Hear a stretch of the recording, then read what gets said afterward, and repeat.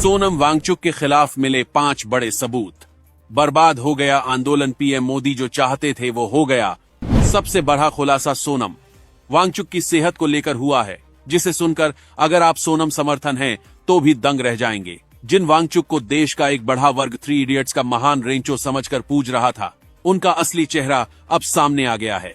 18 दिन की भूख हड़ताल का दावा करने वाले वांगचुक का जब राम मनोहर लोहिया अस्पताल के सरकारी डॉक्टरों ने मेडिकल चेकअप किया तो उनका ब्लड शुगर 81 निकला, जो एक बिल्कुल स्वस्थ और सामान्य इंसान का होता है। सुबह की इस मेडिकल रिपोर्ट के बाद जब शाम को दोबारा जांच की बात आई तो वांगचुक ने डर के मारे ब्लड शुगर टेस्ट करवाने से ही साफ इनकार कर दिया। यही नहीं, उनके साथ अनशन का नाटक कर रहे 17 लोगों में से 3 तो मौके से ही गायब मिले और बाकी लोगों ने भी अपना टेस्ट करवाने से मना कर दिया, क्योंकि उन्हें डर था कि उनकी चोरी पकड़ी जाएगी। दावा तो ये भी है कि कई बार तो सोनम वांगचुक खुद कैमरे से छिपकर तकिए के नीचे मुंह छिपाते और जूस की बोतलें पीते हुए पकड़े गए हैं। ये कैसा अनशन है भाई, जहां छिप छिप कर स्नैक्स और जूस का सेवन हो रहा है। ये पूरा हंगर स्ट्राइक सिर्फ और सिर्फ भोली भाली जनता को इमोशनली ब्लैकमेल करने का एक घटिया पीआर स्टंट साबित हुआ है, जिसे अब देश की जनता पूरी तरह समझ चुकी है। अब बात करते हैं उस सबसे बड़े सफेद झूठ की, जिसे फैलाकर वांगचुक ने सहानुभूति बटोरी, यानी 3 इडियट्स का रेंचो। खुद वांगचुक ने साल 2018 और 24 के इंटरव्यू में माना था कि उनका इस फिल्म से 1% भी लेना देना नहीं है। आमिर खान और राजकुमार हिरानी ने भी डंके की चोट पर कह दिया है कि ये फिल्म चेतन भगत की नॉवेल पर आधारित थी और वांगचुक का इससे कोई वास्ता नहीं है। यहां तक कि चतुर का रोल करने वाले ओमी वैद्य के दावों को भी आमिर खान ने झूठा करार दिया है। लेकिन विदेशी टुक्सों पर पलने वाले प्रोपेगेंडाबाज आज भी इसी झूठ को बेचकर देश को गुमराह कर रहे हैं। इस फर्जी आंदोलन का राजनीतिकरण तब और एक्सपोज हो गया जब समाजवादी पार्टी की डिंपल यादव और आम आदमी पार्टी के अरविंद केजरीवाल जैसे नेता इस मंच पर अपनी रोटियां सेंकने पहुंच गए।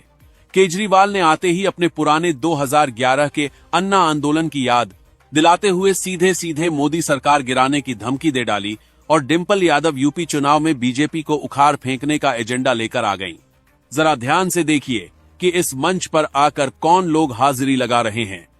कुणाल कामरास्वरा, भास्कर, नसरुद्दीन शाह, शबाना आजमी, प्रकाश राज, वीर दास और विशाल ददलानी, जो विदेशों में IASI एजेंटों से मिलता है। ये वही अवार्ड वापसी और टुकसे टुकसे गैंग है जिसने CA का विरोध किया, किसान आंदोलन को भकाया, कोविड वैक्सीन पर सवाल उठाए और सर्जिकल स्ट्राइक का सबूत मांगा। क्या आपको लगता है कि इन भारत विरोधी चेहरों का छात्रों या नीट परीक्षा से कोई लेना देना है? बिल्कुल नहीं। ये सब सिर्फ और सिर्फ मोदी विरोध के नाम पर देश में अस्थिरता फैलाने के लिए यहां एक साथ इकट्ठा हुए हैं। दोस्तों, इस पूरे नाटक का मास्टरमाइंड अभिजीत दिग्गके और उसका कॉकरोच गैंग है, जो असल में बेरोजगारों का एक समूह है जिन्हें आम आदमी पार्टी ने मोहरा बनाकर खड़ा किया है।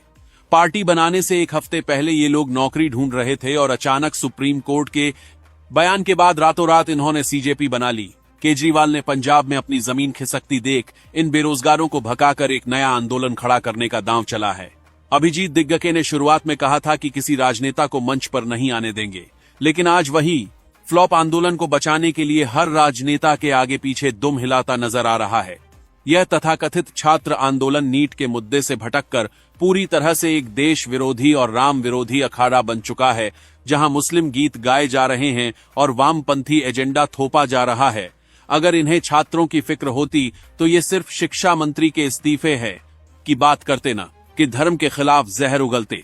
अगर सोनम वांगचुक के साथ कुछ भी अनहोनी होती है तो उसका सीधा जिम्मेदार सिर्फ अभिजीत दिग्गे और उसका राजनीतिक आका होगा। आप खुद तय कीजिए कि ये छात्रों का आंदोलन है या देश को तोड़ने की एक बहुत बड़ी और गहरी अंतर्राष्ट्रीय साजिश। क्या इतना सब सुनने के बाद भी आपको इस आंदोलन पर भरोसा है? कमेंट में जरूर बताइएगा। जय हिंद।